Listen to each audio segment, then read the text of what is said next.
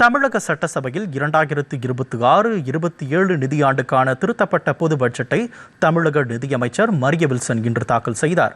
2036க்குள் $1.5 trillion பொருளாதாரத்தை எட்ட இலக்கு வைத்துள்ளதாக அப்போது அவர் தெரிவித்துள்ளார். 10 தூண்களை கொண்ட வெற்றி தமிழகம் என்ற தொலைநோக்கு திட்டத்தை வெளியிட்டுள்ளோம் என்றும் அவர் குறிப்பிட்டுள்ளார். தாவேகாவின் வெற்றி தமிழக மக்களின் வெற்றி, பிறப்பால் அனைவரும் சமம் என்ற கோட்பாட்டுடன் தமிழக முதலமைச்சர் விஜய் ஆட்சி நடத்துகிறார் என்றும் மரிய வில்சன் தெரிவித்தார். தமிழ்நாடு அரசின் நிதிச்சுமை 2 மடங்காக அதிகரித்து உள்ளதாக கூறிய அவர், திட்டங்களை செயல்படுத்த நிதி ஆதாரம் குறைவாக உள்ளது என்றும் நிதி நெருக்கடியில் இருந்து தமிழ்நாட்டை மீட்க அரசு நடவடிக்கை எடுத்து வருவதாகவும் தெரிவித்தார்.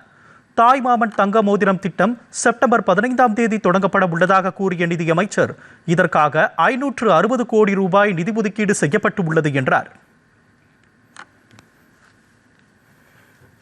அரசு மருத்துவமனைகளில் பிறக்கும் அனைத்து குழந்தைகளும் குழந்தையின் பிறப்பு கொண்டாடும் வகையிலும் தாயாக ஆளும் பிறகு அடையும் மகிழ்ச்சியும் முக்கியத்துவ வாய்ந்ததை போற்றும் வகையில் தாய்மாமன் அன்பளிப்பாக 1 கிராம் தங்க மோதிரம் வழங்கப்படும். இத்திட்டத்தை நடைமுறைப்படுத்துவதற்காக திருத்த வரவு செலவு திட்ட மதிப்பீடுகளில் 560 கோடி ரூபாய் நிதி ஒதுக்கீடு செய்யப்படுகிறது. 11ஆம் வகுப்பு மாணவர்களுக்கு ஹெல்மெட், வாட்டர் பாட்டில் வசதியுடன் நவீன சைக்கிள்கள் வழங்க பட்ஜெட்டில் 277 கோடி ரூபாய் ஒதுக்கீடு செய்யப்பட்டுள்ளது. மாணாக்கர்களுக்கு பள்ளி நேரத்திற்கு பிறகு தினம் 1 மணி நேரம் விளையாட்டு பயிற்சி வழங்கப்படும் என்றும் அறிவிக்கப்பட்டுள்ளது. நீட் தேர்வை முழுமையாக ரத்து செய்ய மத்திய அரசை வலியுறுத்துவோம் என்று நிதியமைச்சர் மரிய வில்சன் தெரிவித்துள்ளார். தமிழ்நாடு அரசின் நிதிநிலை அறிக்கையை தாக்கல் செய்து பேசிய அவர், ITI பயிலும் மாணவர்களுக்கு AI திறன் பயிற்சி வழங்கப்படும் என்றார். AI பாடத்திட்டம் உருவாக்க சிறப்பு நிபுணர்கள் குழு உருவாக்கப்படும் என்றும் 90 கோடி ரூபாயில் 5 தொழிற்பயிற்சி நிலையங்கள் அமைக்கப்படும் என்றும் தெரிவித்தார். பொறியியல் கல்லூரிகள், பாலிடெக்னிக் கல்லூரிகள் மற்றும் தொழிற்பயிற்சி நிலையங்களில் பயிலும் 5 லட்சம் இளைஞர்களுக்கு செயற்கை நுண்ணறிவு திறன் பயிற்சி அளிக்கப்படும் என்றும் அமைச்சர் கூறினார்.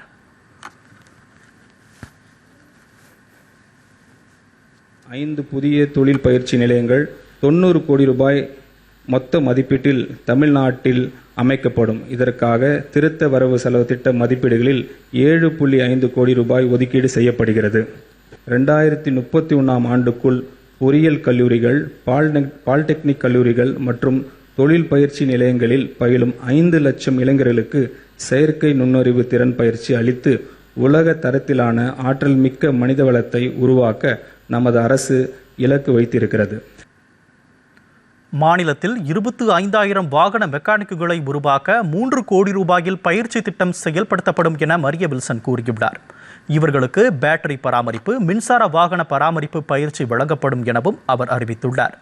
10 கோடி ரூபாய் ஆரம்ப மூலதனத்துடன் TNSHIC எனப்படும் தமிழ்நாடு மாணவர் தங்கும் விடுதி மற்றும் உட்கட்டமைப்பு நிறுவனம் என்ற சிறப்பு நோக்கு நிறுவனம் அமைக்கப்படும் என்ற நிதியமைச்சர், 10 கோடி ரூபாய் செலவில் மாணவர் தங்கும் விடுதி மற்றும் உட்கட்டமைப்பு கழகம் அமைக்கப்படும் என்றார்.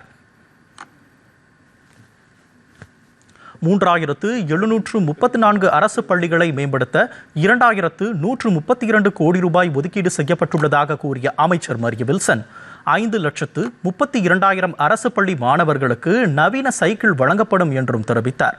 கல்லூரி மாணவர்களுக்கு மடிக்கணினி வழங்கும் திட்டம் வெற்றி மடிக்கணினி திட்டம் என பெயர் மாற்றப்பட்டுள்ளதாக கூறிய அமைச்சர், கல்லூரி மாணவர்களுக்கு 2000 கோடி ரூபாய் மதிப்பில் வெற்றி மடிக்கணினி திட்டம் அமல்படுத்தப்படும் என்றார். 300 மாணவர் சேர்க்கையுடன் மதுரையில் சிறப்பு அரசு சட்டக்கல்லூரி அமைக்கப்படும் என்ற அமைச்சர், உயர்கல்வித்துறைக்கு 8,393 கோடி ரூபாய் ஒதுக்கீடு செய்யப்பட்டுள்ளதாக கூறியுள்ளார். அரசு மற்றும் அரசு நிதியுதவி பெறும் பள்ளிகளில் 2026-27ஆம் கல்வி ஆண்டில் 11ஆம் வகுப்பு பயிலும் சுமார் 5.32 லட்சம் ஜென்சி இளம் தலைமுறை மாணவர்களுக்கு 277 கோடி ரூபாய் மதிப்பீடில் ஹெல்மெட் மற்றும் வாட்டர் பாட்டில் வசதிகளுடன் கூடிய நவீன பிராண்டட் சைக்கிள்ஸ் வழங்கப்பட உள்ளது. 1000 கோடி ரூபாய் ஒதுக்கீட்டில் இத்திட்டம் கல்லூரி மாணவர்களின் கற்றல் திறனை மேம்படுத்தும் ஒரு கருவியாக அமையும்.